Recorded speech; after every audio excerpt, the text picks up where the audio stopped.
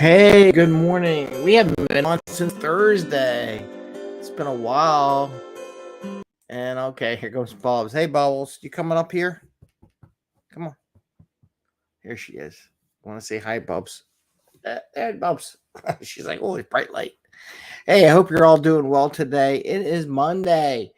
Sorry I didn't do a Friday show. I decided I wanted to do something fun. I was trying to build my train set. My goal is to do a live broadcast on Friday with the train set up and running. We'll see. It's a lot of work. A lot more work than I thought building this whole thing. So that'll be Friday. So it'll hopefully be a special show. And you can see where I was going with it and why it's cat's all full of fur and why it's there. Anyway, today's Metric Monday. I want to talk about measuring the use of the product we produce in the sprint. It's not your typical metric that most of these Scrum people and coaches and agile accountants talk about. So I'm going to bring this up, and it's amazing how many teams don't know how their product's being used or how often or where and when. And I want to talk about that a little bit today. So it'll be a simple show. This is the 5 a.m. Mester Scrum Show. I am Greg Mester, Scrum Master and Agile Coach, and here we talk about Scrum and Agile in a very practical and tactical way so we can bring more value to our customer, not work so hard for that value, and have a little fun along the way. And speaking of fun, I had to put an episode of Bubbles in her Tales of Bubbles, the Calico Cat Adventures with ChatGPT. I'll put something out tonight, maybe. I got some pictures of her being goofy. So I use those pictures of her being goofy as basis. Just trying to see how ChatGPT works. Now, we're only going to do 20 episodes of the season, and then we're going to do something different. So we're going to try to break it up a little bit. So you only got 7 more episodes of Bubbles coming out, and we'll get work on that too. I also should put a newsletter out tonight. I think one of the two will go out because they're both podcasts. Don't want to overdo it because the algorithm blows up. Anyway, so let's talk about today, Metric Monday. You'd be amazed at how many teams that I've worked with over the years don't know how the product they produce every sprint is being used, or how often, what frequency, when, and where. And they just produce a product that the customer wants to ask them to do, and they produce it and they send it to them. But then they don't have any idea, well, is my customer actually using my product? Is it in place? And they just make all these assumptions that everything's ready to go and running well. And then they get hit with all these questions. It's like, well, because you never knew that they didn't start your product yet for another month after you installed it or put it together. And that's why you have no customer service issues, let's say, because they haven't really used it yet. And they all assume, as we put it out, the customer is going to use it. And that's not necessarily true. So what I always encourage teams to do, and this is an idea that you can bring up, they might balk at this because they might say, well, this is the business's job. It's not my job. I'm going to make a difference here. Every team needs to market what they do. They need to understand their market. Now, their market may not be the entire world, but their market may be the financial department, maybe the accounting department, maybe the sales department, maybe the marketing, the different departments within your company, right, that use your product. And when you build a capability, and when because the reason why they balk, so I bring this up a lot. And the people that run these applications, that they write the software, I go, well, how do you know if they're using it? Well, we that's not our business, but they know they can. There is no reason on this planet Earth, seriously, if they're any good at coding, to not know how frequently their product's being used, how to measure it. They can do tags, they can do logs, and they can take those logs and turn them into metrics to see, is the product being used a lot or is it coming down? And why do I say this is important? Because think about what I just said. If you release a product and it's not being used yet, but you're planning for people to ask you questions, so you're putting some capacity into the system to support that, but they're not really using it. You have lost capacity and mess up your thing. Let's say there's a big spike and you go, oh my God, there's a big spike in use. We better be prepared for stuff. We didn't expect this much usage out of this product. You might have to make your product a little more robust. And you might come up with stories based on the usage rates that, oh, we only thought it was going to be used like 5,000 times, but it actually was used 100,000 times. I don't think we broke the code to be used 100,000 times. We just figured it was going to be spot used by somebody. Maybe it's growing wings.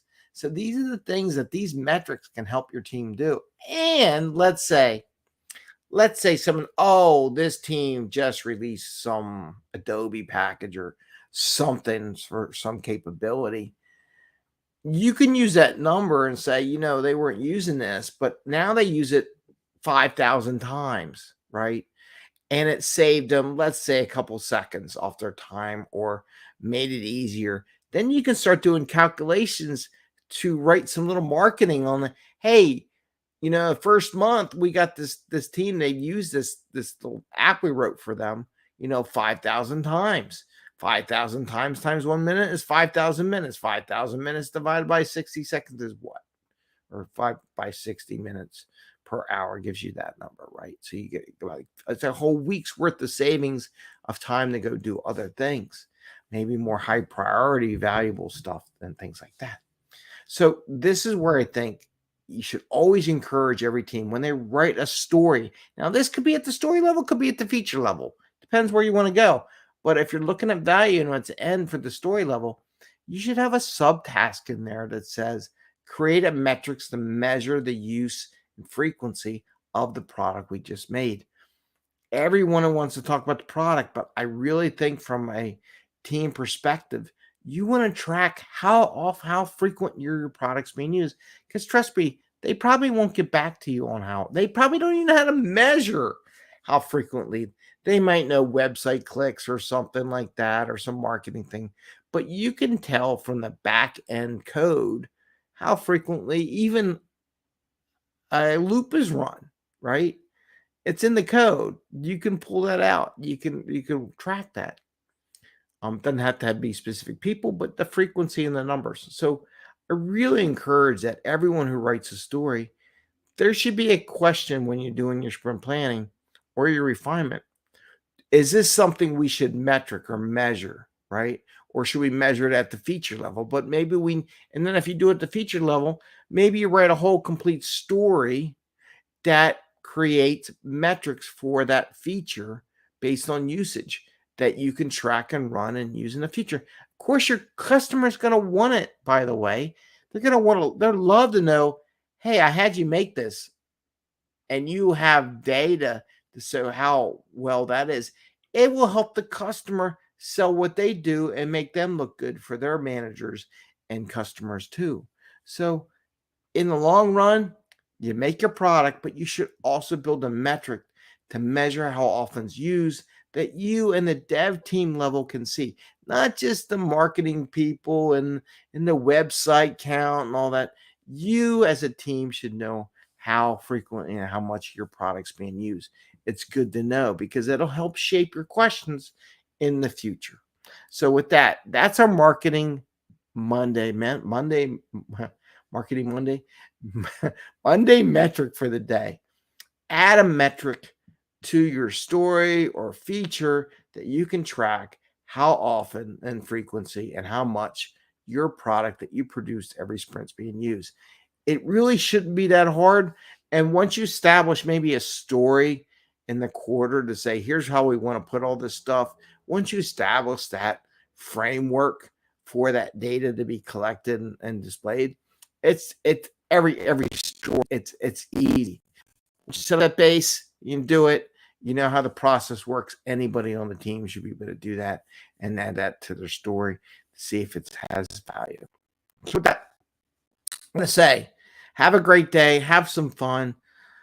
Trying to get stuff done off my priority list. One of my priority lists is one day I wanted to get that train track done because I'll tell you right now, I'll take a picture of pre and you can't knock on me how messy my basement is right now. It's terrible. It's like the hoarding thing. I'm getting out of this hoarding thing.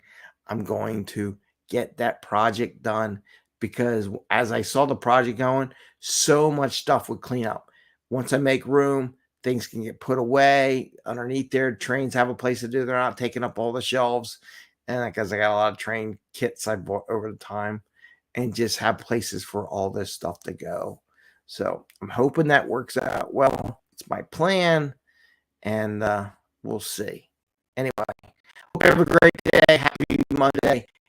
Happy Scrumming, and we will see you tomorrow. Maybe hear some podcasts either from Bubbles or from our, probably want to do maybe this at lunchtime, a podcast with the summary of all last week's shows, because it is Monday. It was a weekend. It's the summer. Everyone's doing stuff. So probably I'll do stuff. Wish I was actually doing stuff that had nothing to do with my priorities. Anyway, take care, everyone. Have a great day. See you later. Bye.